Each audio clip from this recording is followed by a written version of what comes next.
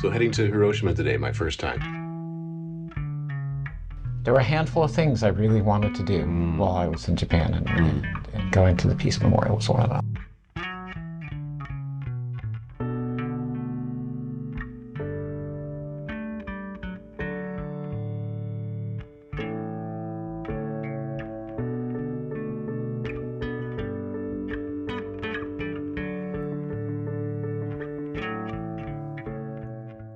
So we just got back from Hiroshima. I'm going to talk about some of my impressions of the trip. So we started off taking the bullet train about 8:01. It arrived in Hiroshima at 9:56. It's almost a 2-hour ride. After arriving at Hiroshima Station, we found the streetcar that goes to the Genbaku Dome. That means atomic bomb dome.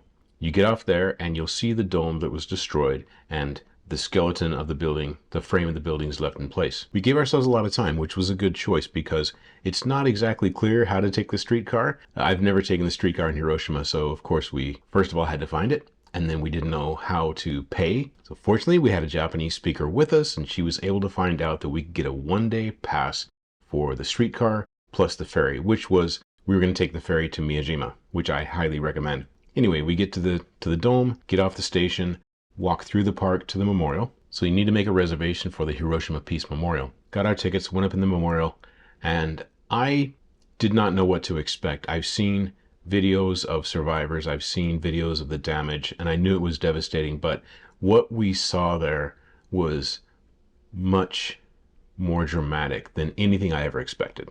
Gonna show some footage and some pictures. Some of it might be disturbing. The things that really stuck out to me was there was a tricycle, a child's tricycle, and it was all, basically it had been damaged by the bomb and it was now rusted, but it really brought home the fact that there were not just adults, not just soldiers, not just workers, but, children, families that were devastated by this bomb, some were evaporated and some were made very sick. Some of them, the light was so bright that it burned the blood vessels in their skin. Some of them were hit by shards of glass, and they asked their children to take the glass out of their bodies. And the children, there was one story that was really sad, that the child was not strong enough to use pliers to take the pieces of glass out of their father's back.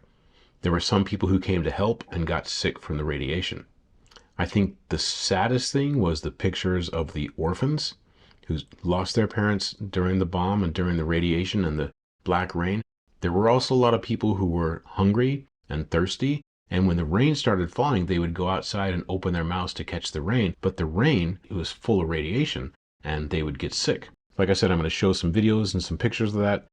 How can I say goodbye? How can I know what to tell? I am alone. I am alone, me, myself, and I am alone. Oh, show me my guardian angel when all my world's falling down. Show me the faith I am lacking. Take me away. It's important, I think, that it's called the Peace Memorial.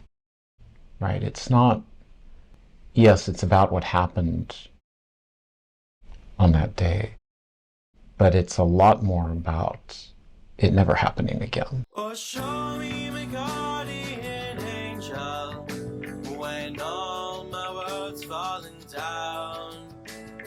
Show me the faith I am lacking. Take